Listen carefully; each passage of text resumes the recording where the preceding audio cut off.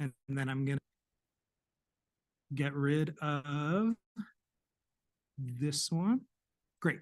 Okay. So my interest in all of this began sort of broadly speaking as an interest in longevity of organisms. Plants are the oldest lived organisms. They live a lot longer than animals or fungi, and they can do so in a clonal or a non-clonal capacity. California is home to the oldest clone, Pinus longeva. This is one in Nevada. But this is the bristlecone pine. They can live 5,000 years.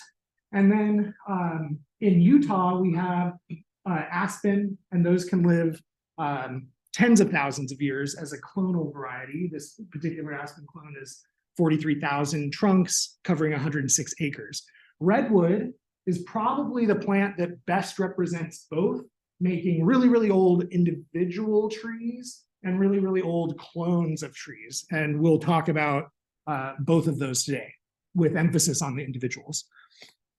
So genomic integrity is one of the main ways, or that matters the most when it comes to organisms living a long time. Maintaining a genome, keeping mutations at bay for as long as possible. And in plants have another interesting aspect because their somatic mutations, unlike animals, can get inherited directly. If a somatic mutation happens on a branch of a plant, it goes right into the flower, or in this redwood case, a cone, and goes right into the next generation. And so this leaves plant populations potentially impacted by a thing called mutational meltdown, which is a rad band name, or the name of mutations accumulating over time in the population until the population can't handle all that mutation accumulation. Speaking of mutations, we're talking about deleterious mutations accumulating for mutational meltdown. And so my research questions, again, longevity was first and foremost the focus, but I wanted to look at how cellularly and developmentally mutations accumulated in redwood. What was the context by which, when a cell gets a mutation, what happens to that mutation? How easy is the mutation fixed in the shoot apex? How easy is the mutation fixed in the branch itself? And then how easy is that mutation fixed in offspring in the next generation? And so we'll look at these three questions in great detail, looking at redwood. So first, for seed plants, we have shoot apical meristems.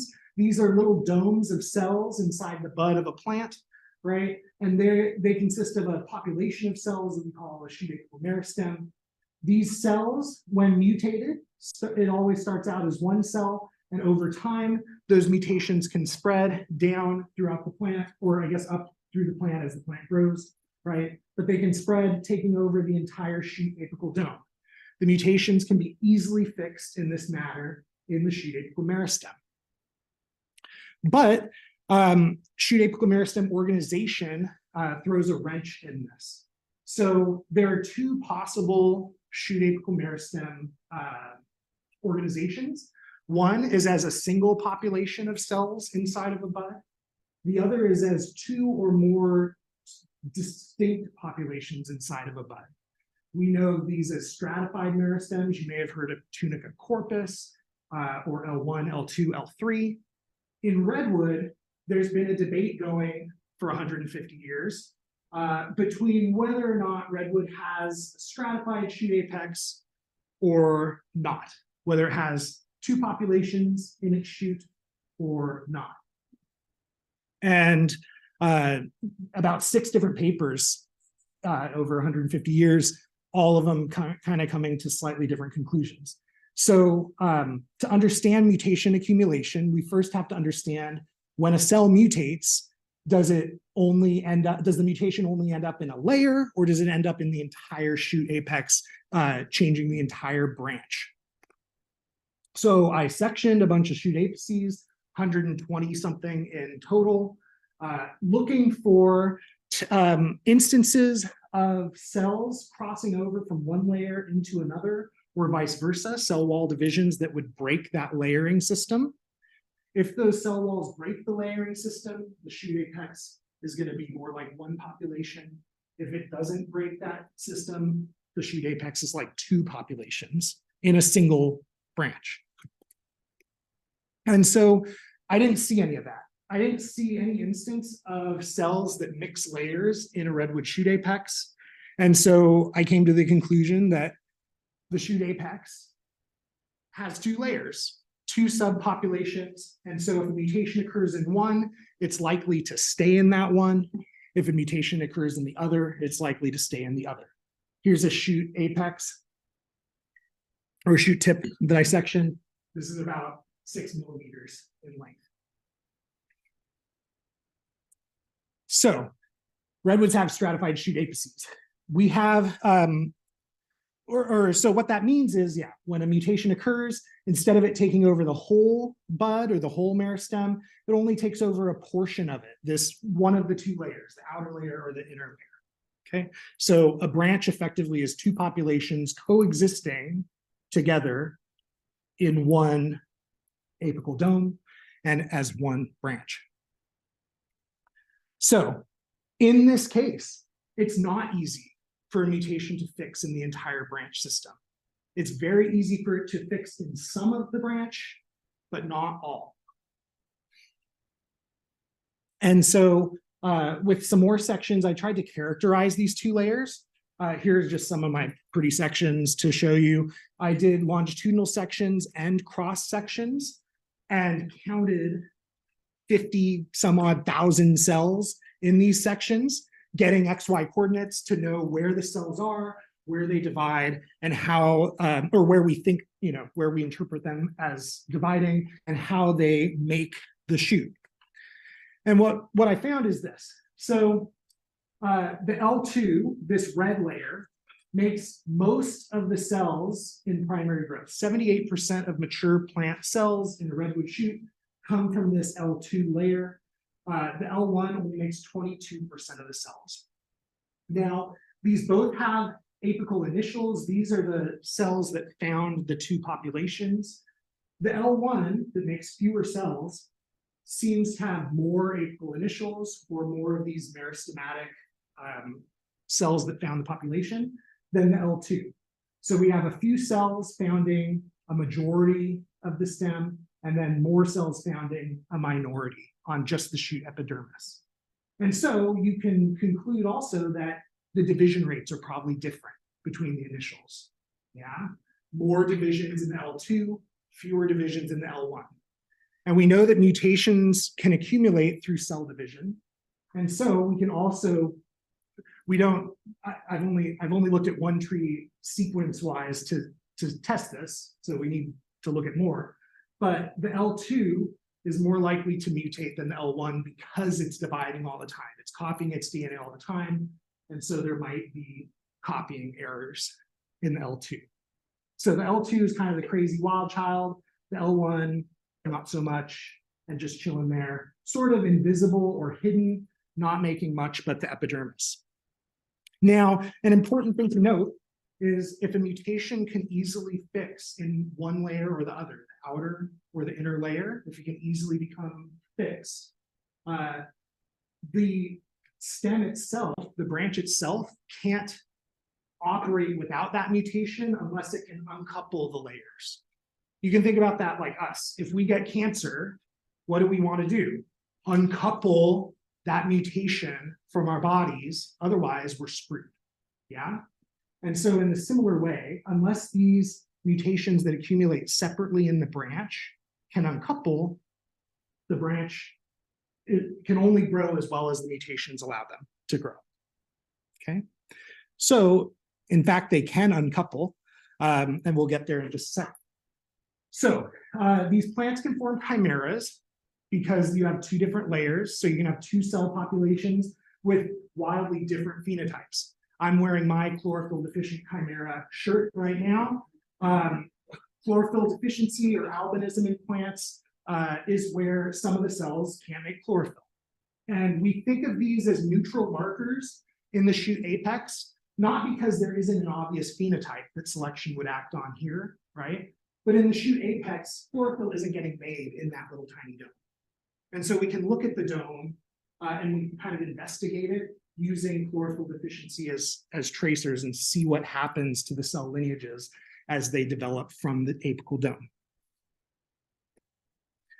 And here is the uncoupling that I alluded to.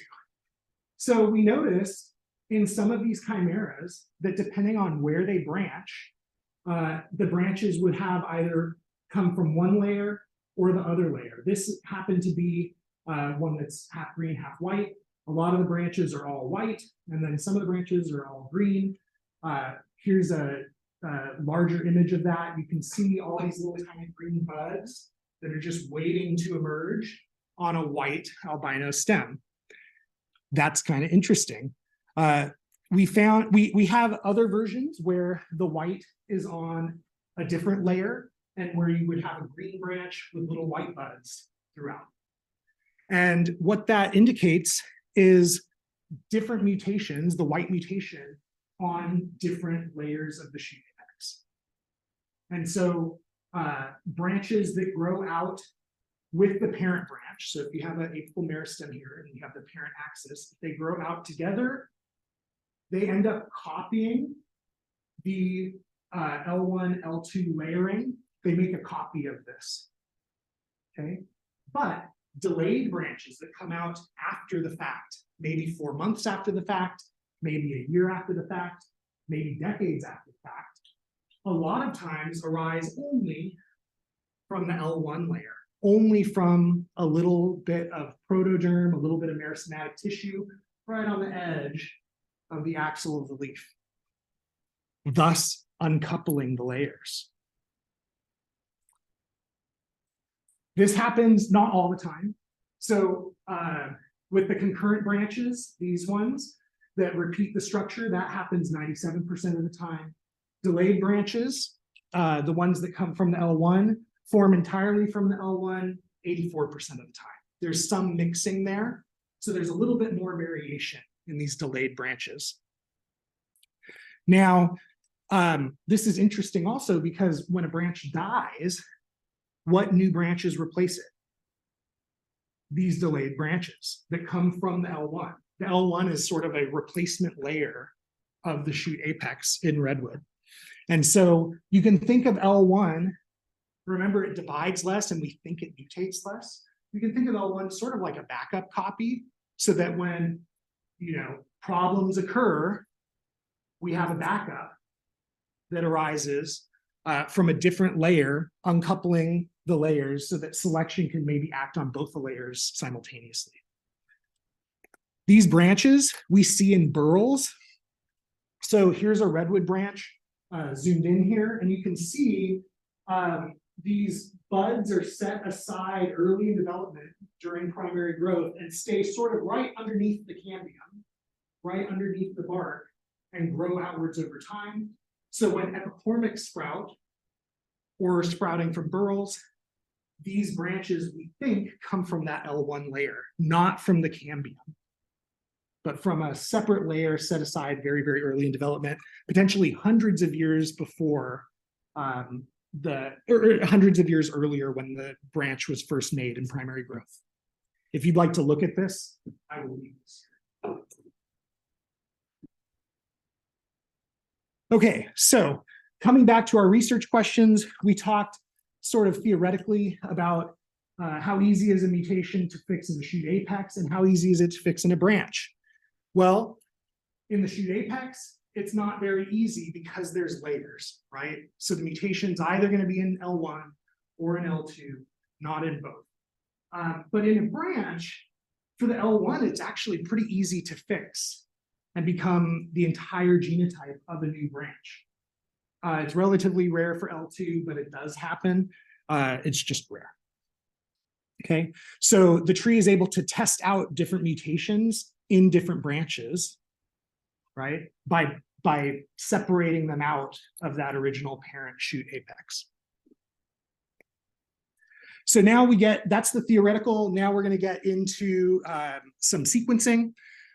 In the David Neal lab, we sequenced the reference genome, Coast Redwood. Here's some people for scale. It was this tree here, 352 feet tall, Now's when I get to say that my organism is taller than yours. It's also older than yours, 1,388 years old. And it had a top break up here 550 years ago. We dated it with tree rings. Some of our collaborators climbed the tree and sampled tree rings and sampled branches from that tree to get accurate dates on exactly when all the primary growth was happening in the tree. Here are just a subset of these cores. These are straw size wood samples going back centuries. And the rings are tight. And the worst part about it is 1/6 of the rings were missing, depending on the core you looked at, which drove me nuts. It took weeks to just try and date it. To date these tree rings, you use them sort of like a barcode, and you look at the ring widths and look at them relative to each other. But if 1/6 of the rings are gone, you know, that causes problems. This is a centimeter, by the way, centimeter scale. So these are teeny tiny. But that's how we got the age of the tree. So we collected 19 foliage samples. Because of financial constraints, we only sequenced 14 of them. Here are the foliage samples. 6 of those were anatomically sectioned. So I looked for the layering at different heights of the tree, all the way from 50 feet, the lowest branch, up to 350 feet, the highest branch. And there was that nice layering throughout. Here's a diagram of the tree showing where we sampled. And this is to scale. There's a person again. For scale, my sister kindly drew that. So this tree, like I mentioned, had a break here 550 years ago. One of the branches remained after the break, whereas the other one was founded by new shoots, epicormics, coming from presumably the L1 layer. So what did we find when it comes to mutations? Well, we found tens of thousands of these mutations in a teeny tiny fraction of the genome.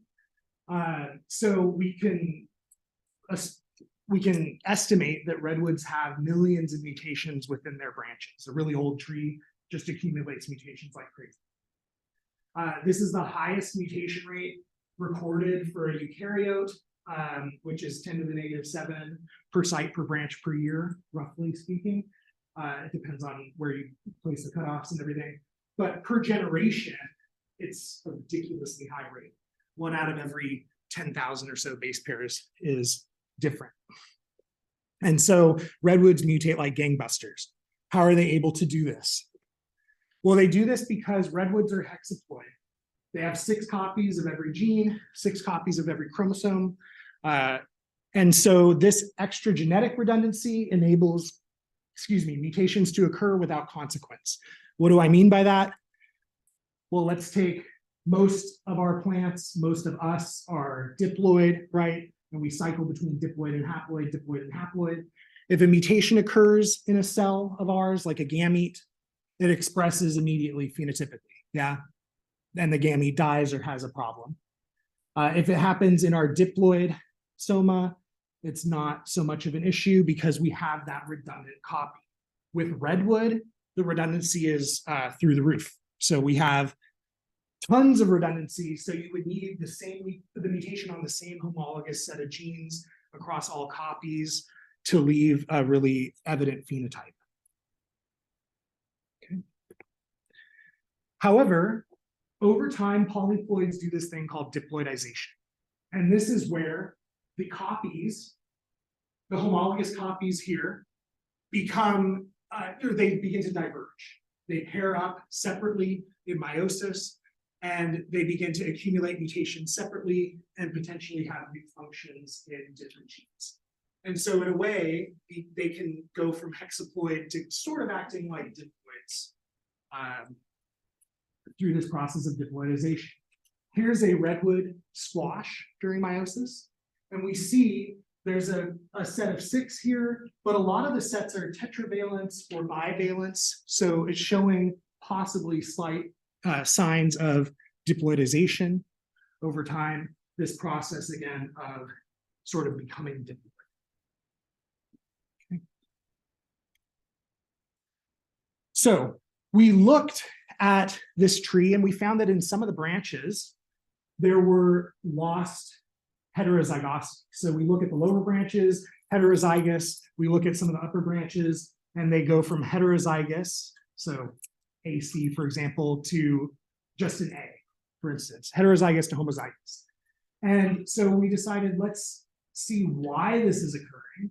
We mapped these losses of heterozygosity to other genomes where we have chromosomal assembly. This is Dawn Redwood, a close relative with chromosomal assembly. And the areas where there was the loss of heterozygosity all mapped to this chromosome 3 in Metasequoia, where when you look at the rest as a control, it didn't map. So this loss of heterozygosity, we think, is due to a chromosome loss in the tree. So going from 6 copies to 5 in the tree, and we know this based on mapping to homologous regions.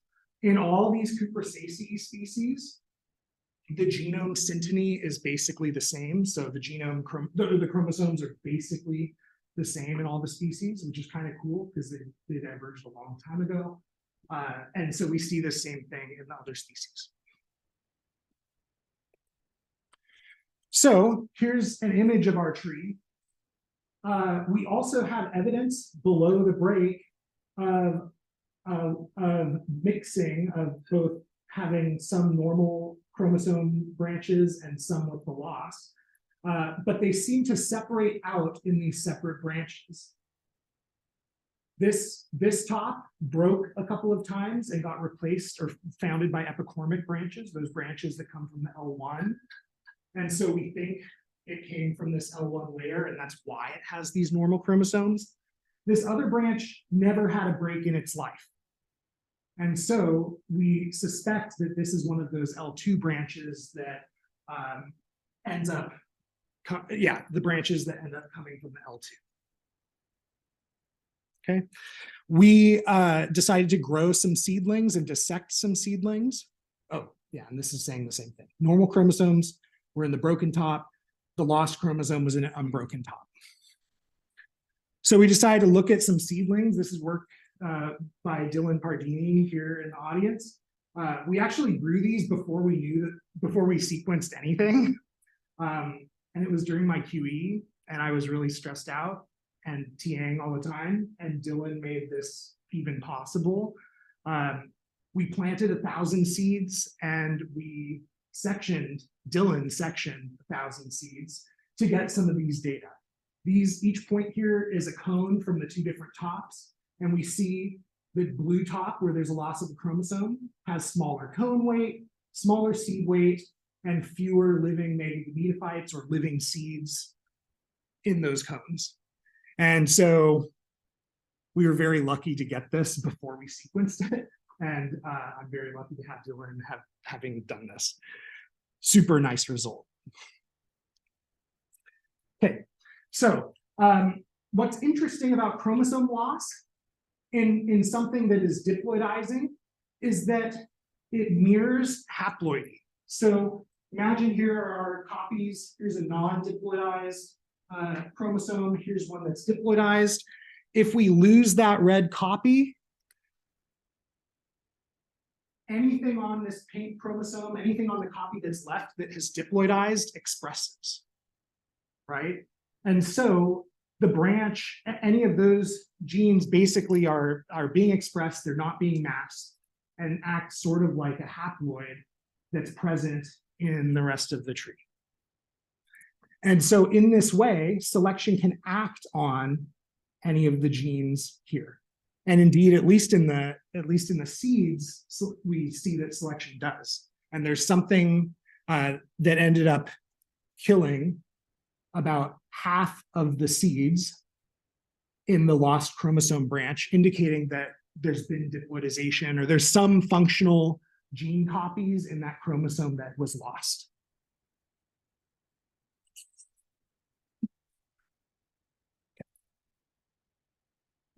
So recall that the branches come from two different meristem layers. We already talked about this. Another interesting aspect is that the branches also produce different sex cones. The L2 and the branches that grow concurrently that tend to express the L2 phenotype, they tend to express, or they tend to make seed cones, female cones, and the L1 tends to make pollen cones, male cones, in those delayed branches. What's interesting about that is that means that not only are the layers uncoupled somatically in the branches, but they're uncoupled in the gametes that they produce. So if a mutation occurs on one layer, it might only affect one type of gametes. Or if it occurs on the other layer, it might only affect the other type of gametes, not both, just in case inbreeding is a problem. I'll show you what I mean by that in a second. So here's an image of cell lineages in a redwood tree. We have the two different types of branches, the concurrent branch and the delayed branch. We have L1 and L2, which need to be present in any shoot apical meristem. Those separate out at the time of the embryo. And this is just a hypothetical mutation. That mutation occurred in L2, causes the whole L2 to have that mutation. When you look higher up in the tree, that mutation can separate out into the different branches and into the different cones and gametes, meaning that the mutations can be separately inherited. This happens 73% of the time. 73% of L1 sperm, or 73% of sperm is from the L1 layer, and 73% of the eggs are from the L2 layer. So it's not perfect, okay? But it does happen at a higher rate than what you would expect, which would be 50-50. So what this means is if you have an inbreeding event between sperm from this pollen cone and eggs in this seed cone, if you have an inbreeding event, here's a nice Punnett square, you see that the mutations present are never inherited homozygous, or as never inherited, both copies are never inherited, only one copy or none, right? They're either heterozygous for the somatic mutation, or the somatic mutation doesn't even get inherited. Okay. This is a pretty brilliant way that redwood trees can keep from mutational meltdown, because it guarantees that at least one of the copies is unlikely to have the mutation present in the other copy because of that separation somatically and then sexually in the cones. And then chromosome loss, again, if that happens, we have a similar thing where you're only going to be left with heterozygous copies, not necessarily, you're never going to have homozygous, or it's rare to have homozygosity for the somatic mutation that accumulates in the tree. So going back to the research questions, we already covered the first two. Is it easy to fix in a shoot apex? It's not easy. They fix in the separate layers. Is a mutation easy to fix in a branch? Yeah, it is, especially in the branches that get made from the L1 only. And then how easy is it to fix in the sexual offspring in the next sporophyte generation? It's not easy, because the mutations are separated out into the different sexed cones and into the different sexed gametes. So inbreeding does not necessarily result in homozygosity for any mutation. It's way more likely that it does not result in homozygosity for that mutation. So in summary, redwoods have mechanisms to tolerate mutational change at all hierarchical levels of the sporophyte. And they do so through both redundant and non-redundant means. So the redundancy in redwood, they're hexaploid, right? So they have genetic redundancy. They have the stratification of the shoot apex. So you have layered redundancy within the branch. Branches of different origins, and then obviously in a redwood tree, many, many, many branches. If mutations occur on one that kill the branch, oh well, we have 10,000 more to choose from. For non-redundancy, so redundancy, what that does is it buys time, right? It buys time for mutations to accumulate, masking any possible selection happening, because there's multiple different copies of every gene. And so it buys time for the organism to live a really long time. The non-redundancy is important though, because it's important to expose those mutations, at least when you're going into the next generation.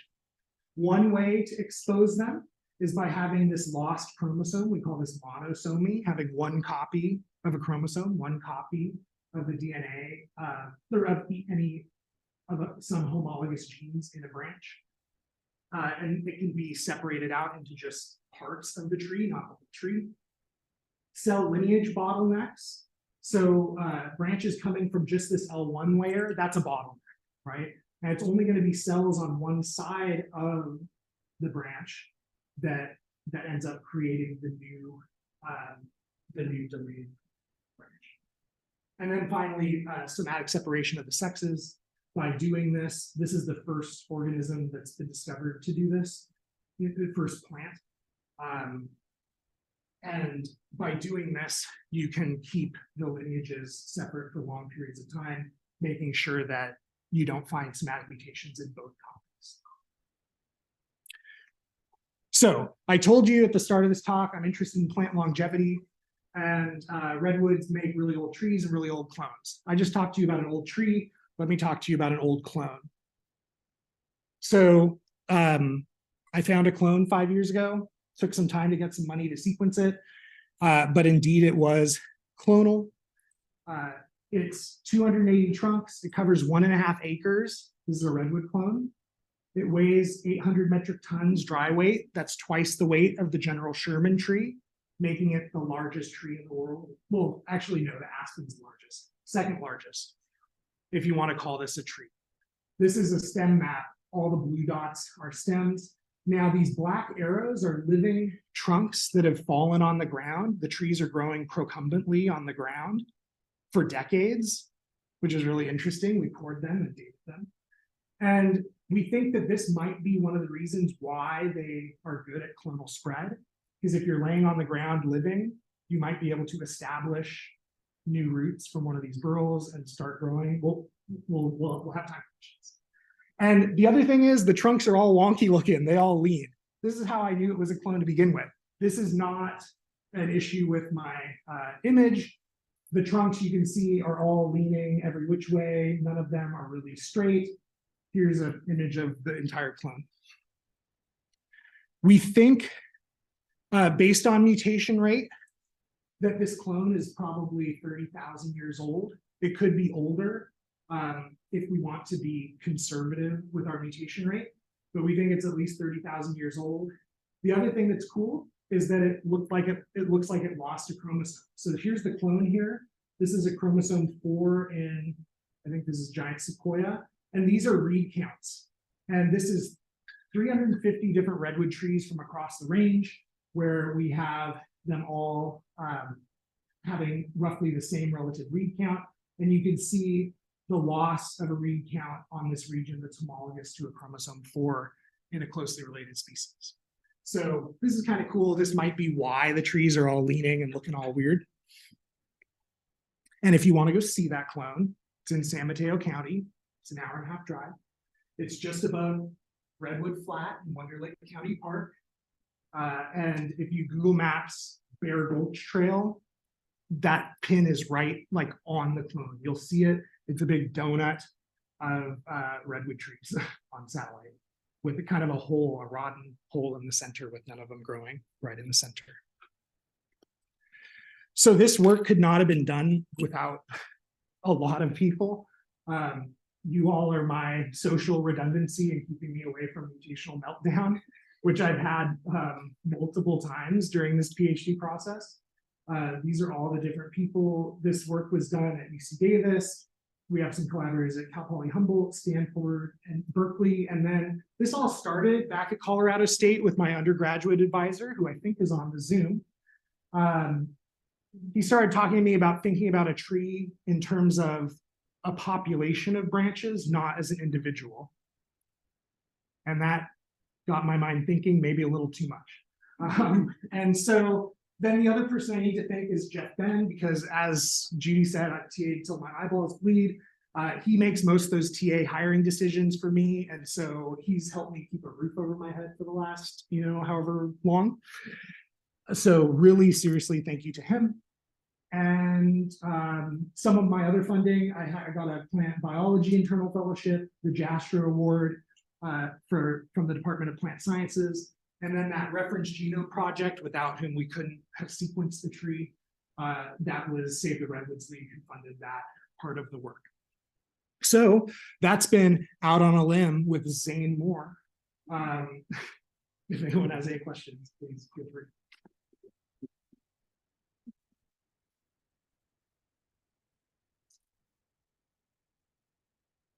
Hey, got that all? Fire away. So great. Wow. I wish I worked in this well. Amazing. Thank you.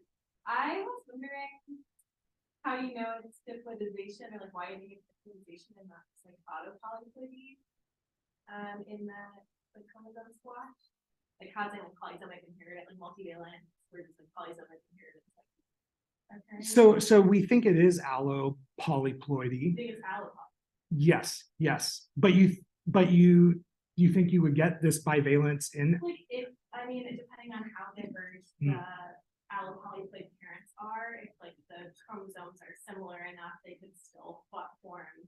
I see. That structure, maybe. So the best knowledge, to our knowledge, there was a two-part event going from diploid to tetraploid and then tetraploid to hexaploid. That last jump happened 1 to 3 million years ago. So, but then with the age of the organism, it's like we don't know how many generations that could be. It could be not that many, actually.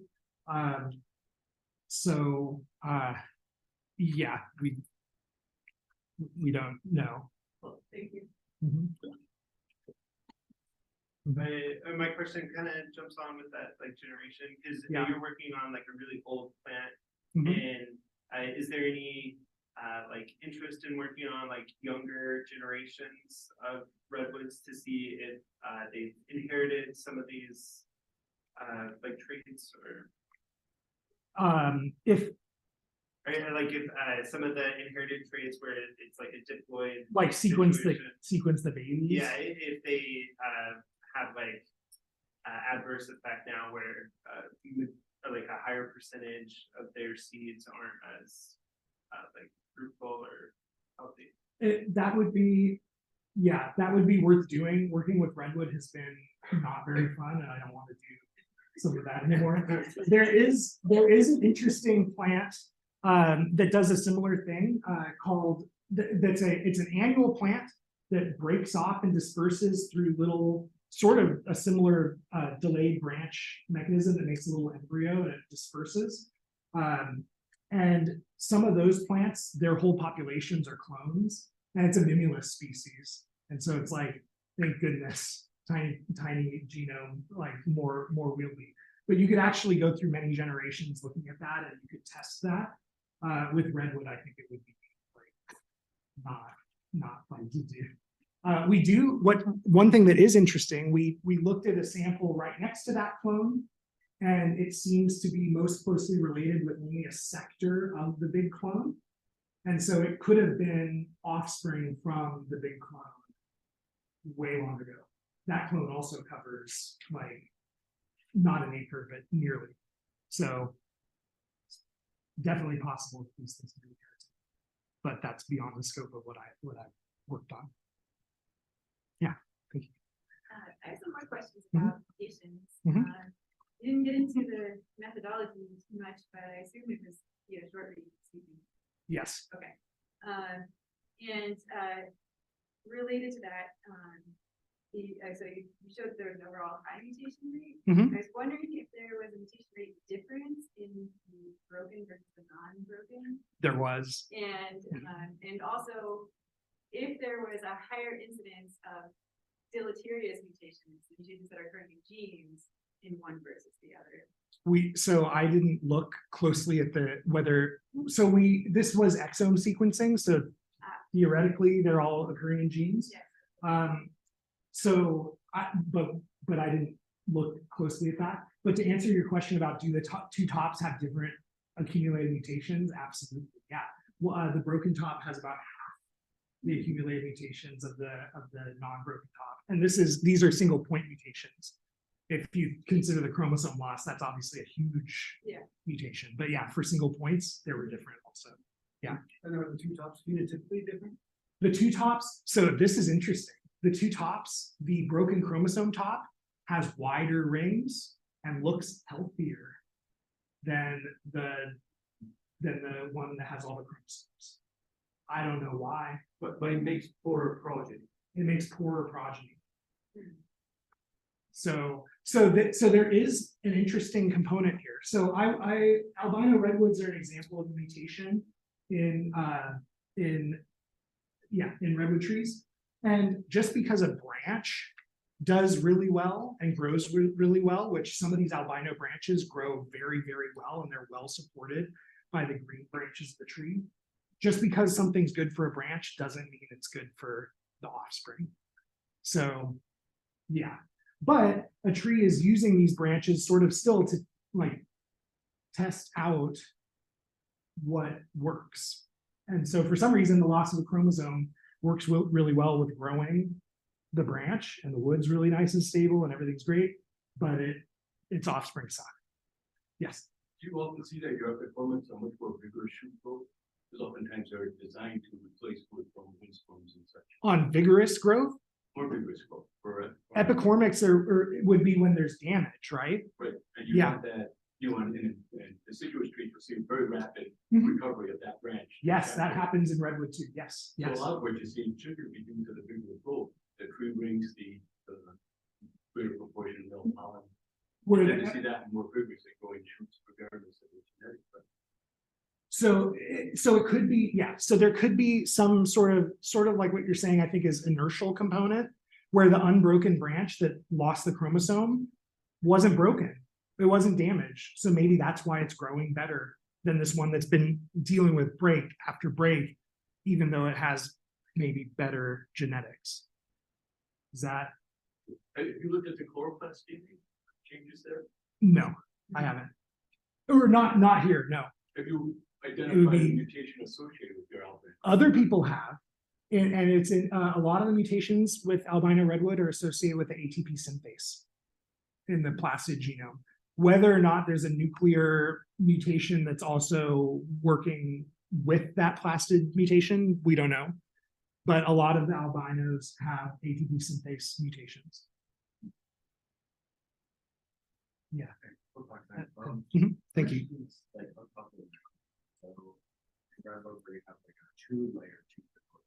I'm curious, like, do you know of any angiosperms with a 3-layer tube that have similar uncoupling, and then is it like sort of 3 different options for this uncoupling? So that's a great question.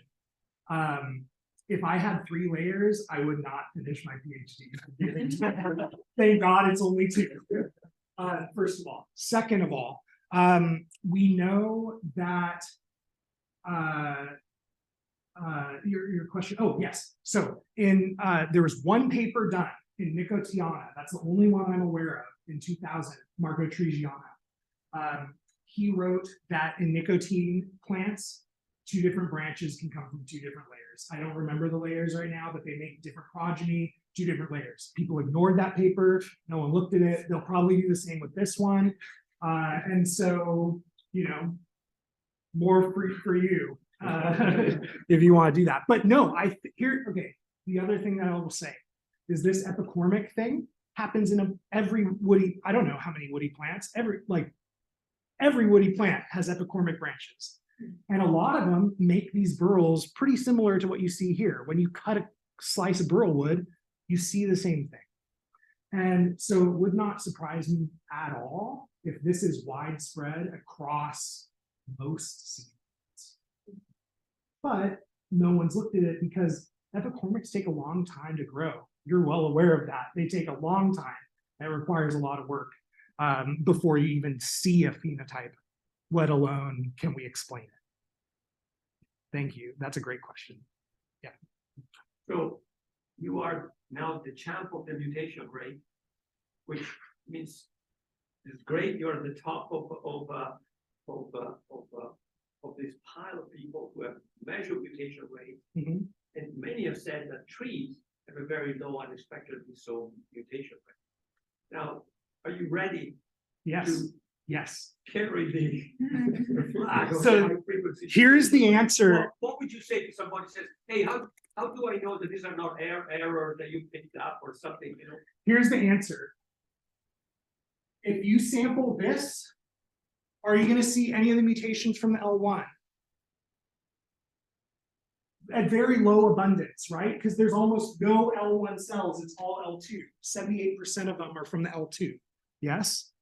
And so if you're sampling a mixture like this, you better sequence at high coverage. And all these papers sequence at low coverage and say, oh, that's a sequencing error. We throw it out.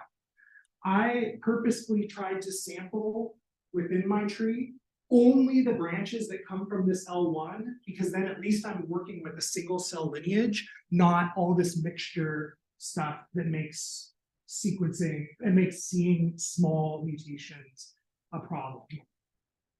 And so I enriched for the L1, but the L1 isn't perfect, right? Only 84% of the time do these delayed branches have the L1, have solely the L1 phenotype. And in my samples, that's exactly what I saw.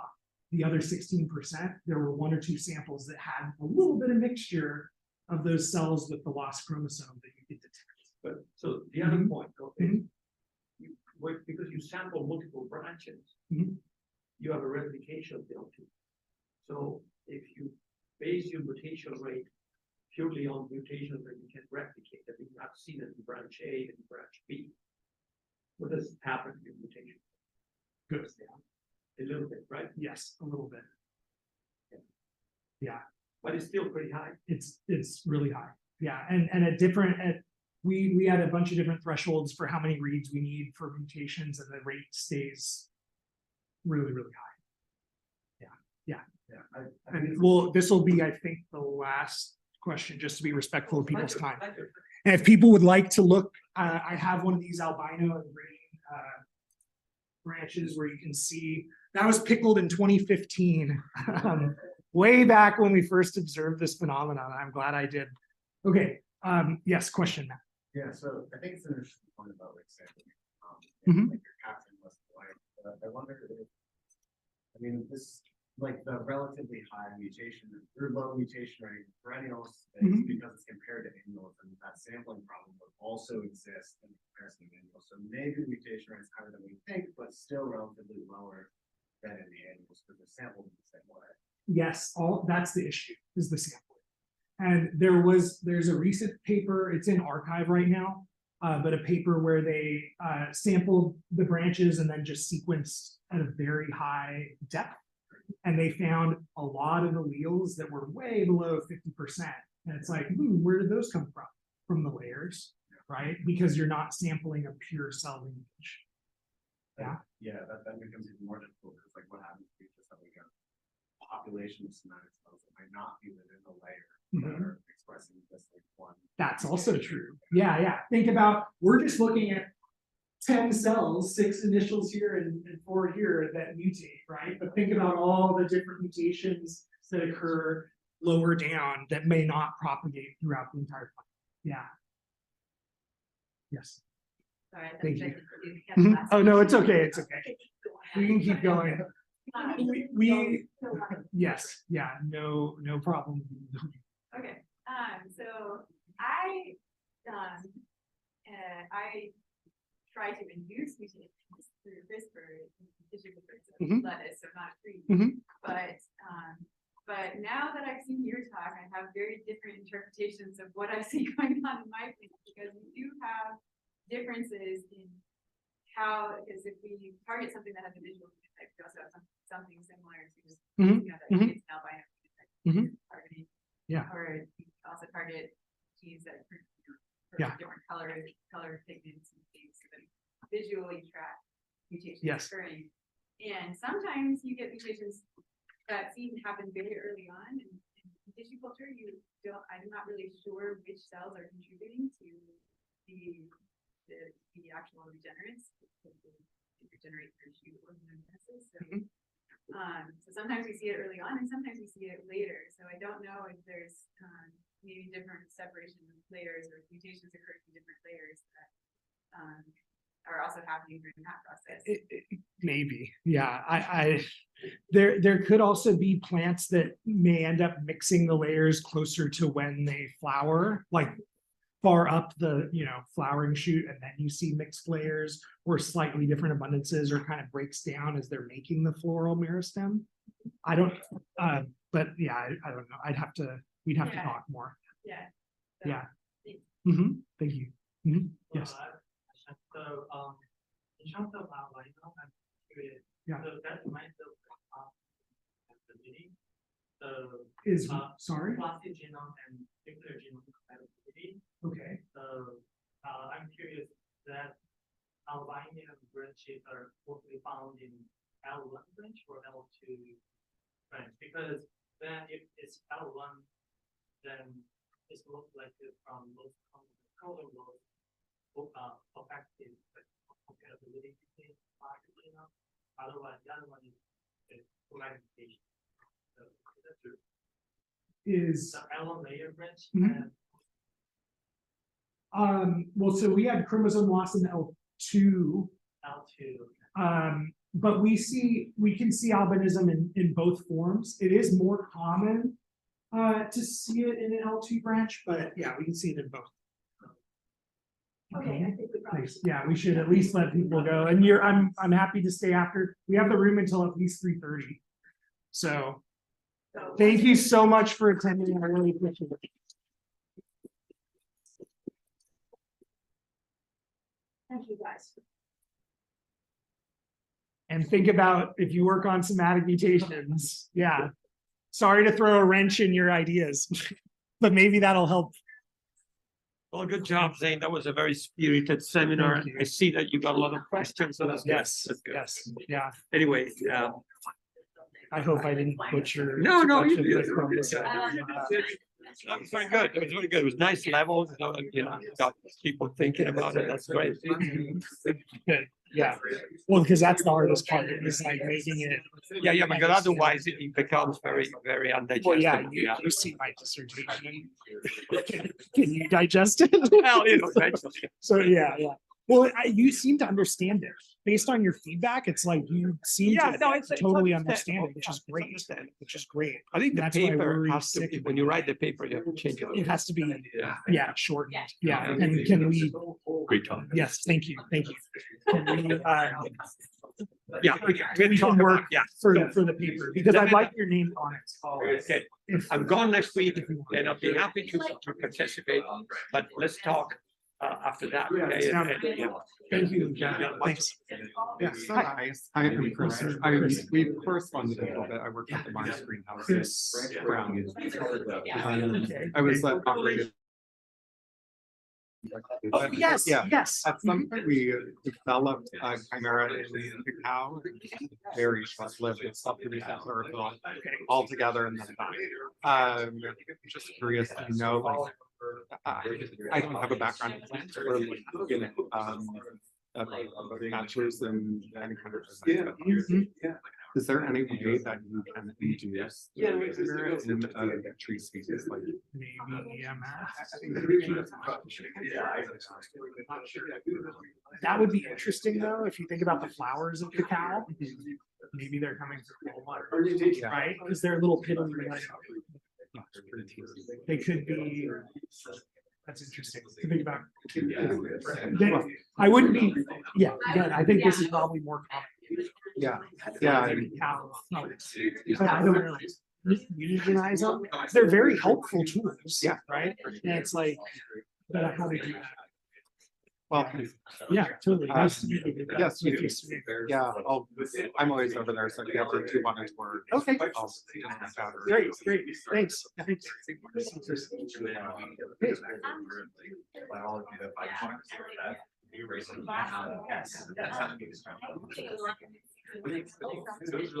Yes. I remember.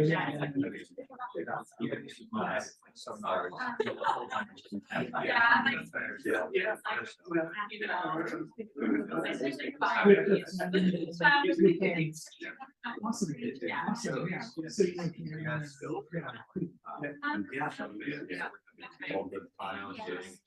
Yes. Have you seen the one closest to the party?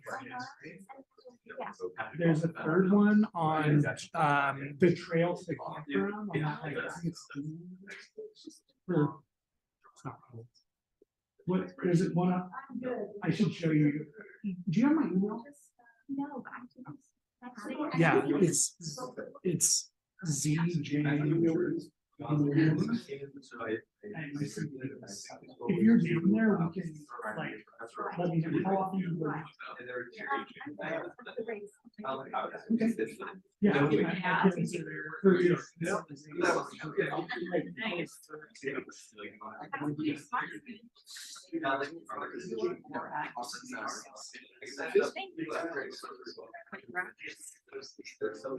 Well, I didn't know, Jack was on this.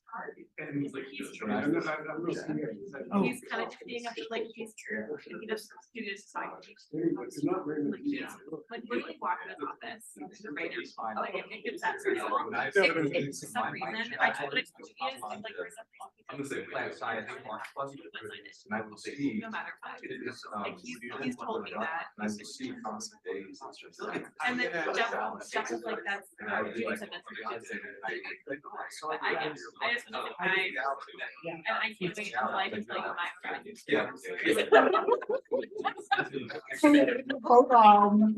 Oh, yeah, Yeah, no, you he's like a said no, great right? guy, so we should go have a good time. Not that big, we actually did the cleanse that big. That's great. Yeah. Yeah. Well, it's great to see you and get your guys. And I want, when's your semester? I mean, I'm graduating in June, so it'll be. I want to see it. Yeah, Yeah. yeah. Yeah, I So, definitely. because I saw at least you did this one, I was like, wow.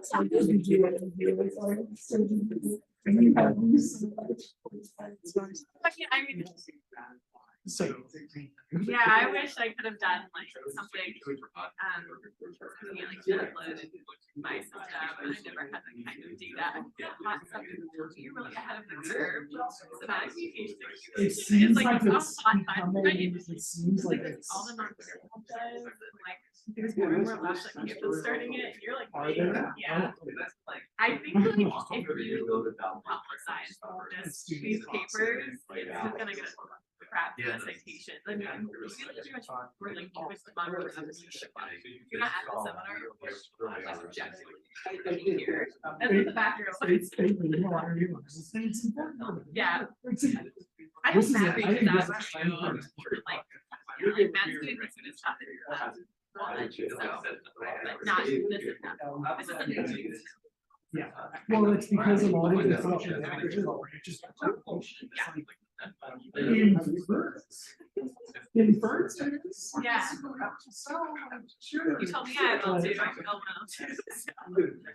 Get Yeah, that yeah. out. I know. The closest I understand to this is, it's like grasses with tillers, it's the same thing. I bet it's the same thing. So we'll. That is like, for sure. Anyway, I'll let you like, talk to other people. Yeah, thank you. I'll let you know when I'm down there. Yeah, I took a photo of your. Yeah, please, yes, I'm not, I would go with. Yes. Thanks. Nice to see you. That's all right.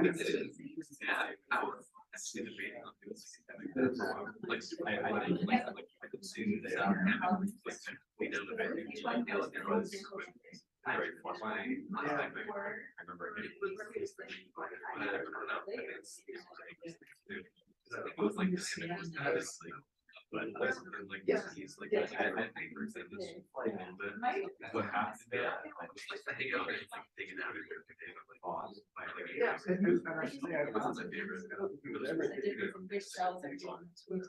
Well, and so you're talking about like wires.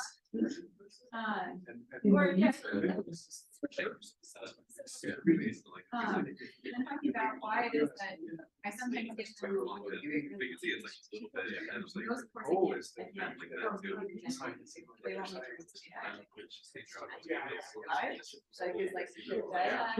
I want to see you go from there. Yeah. Right. But here, you know, I'm. So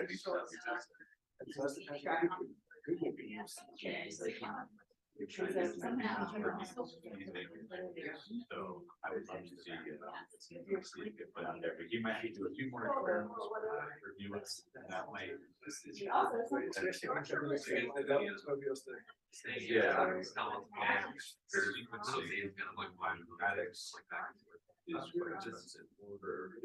I don't know how large it is. I think it's one of the largest. Oh, sorry. I work at a big crisis. I know, Yeah, I mean, I just hope that either they get. I'm more like a biotech person, so I'm trying to figure out how to do it in different organisms. So it's more, you know, that's kind of my angle. So this is something where it's actually described. And actually, I got progeny. Progeny also. So. No, because I targeted the DS gene. Yeah, it's just a nuclear mutation. And then I also sequenced them, so I confirmed that I do have a mutation that exists in right? But it maintains this use type, and I heard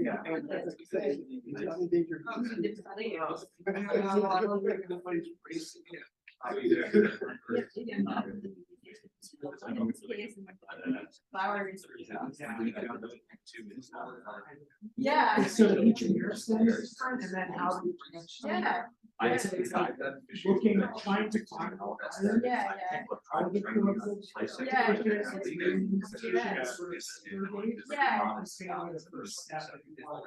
Yeah, but this whole thing that we're showing about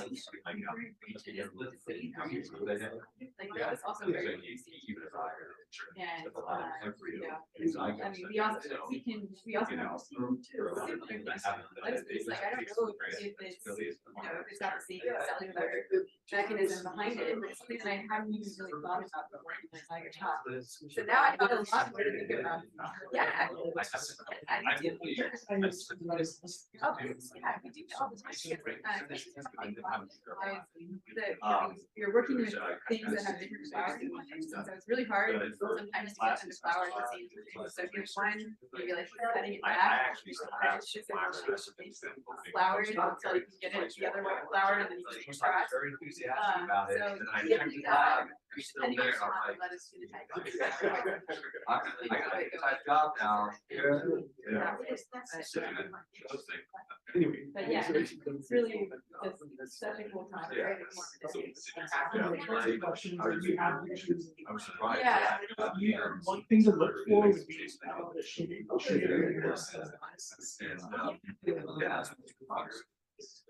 The fact that it's a little bit different, right? Because if you don't, I'm not even really if sure.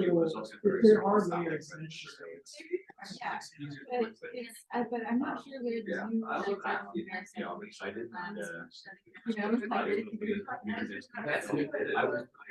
So there was some really developmentally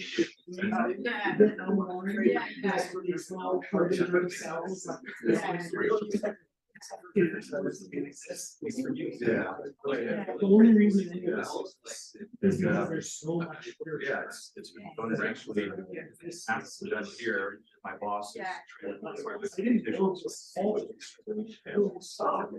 So. Yeah. There's a lot of papers, a lot of.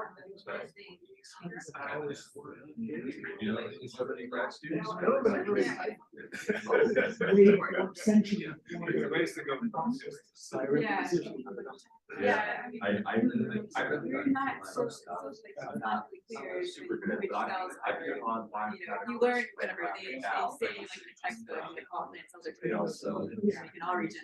but Well, and they like- also say that the meristem are always. For that reason, Yeah. this L1, L2 liver is like the same physical file.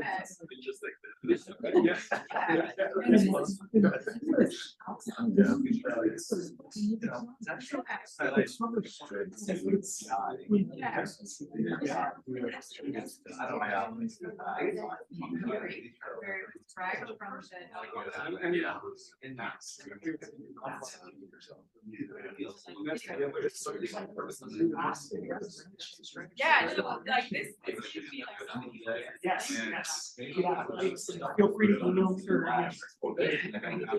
Yes, yeah. So that. Just like this.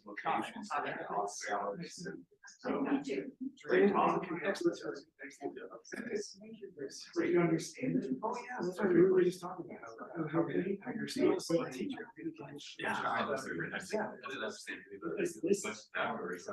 Well, yeah. Well, yes, yeah. But yeah, I think you did a great job.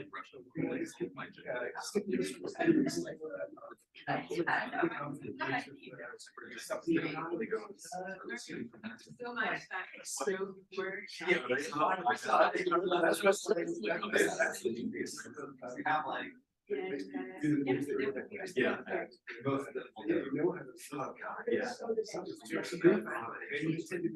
Yeah.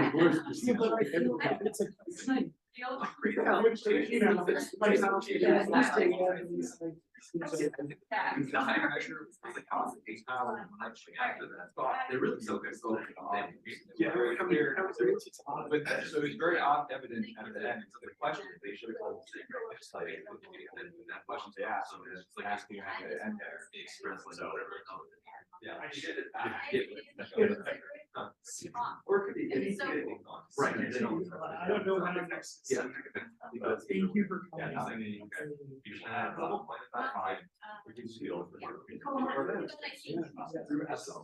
Yeah. I remember as a. They shackled me to that. Somebody that just. Very, very rare. Yeah, that's right. I see. The other side. The ones that, to me, the very tiered scientists. I think.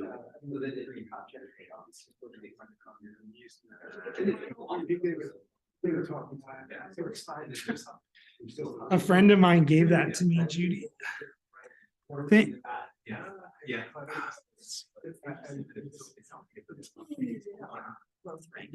Oh, yeah, here it is.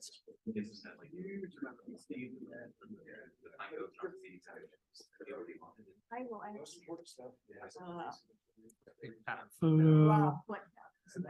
Oh, no, I have the recording. Okay, it's on your laptop then?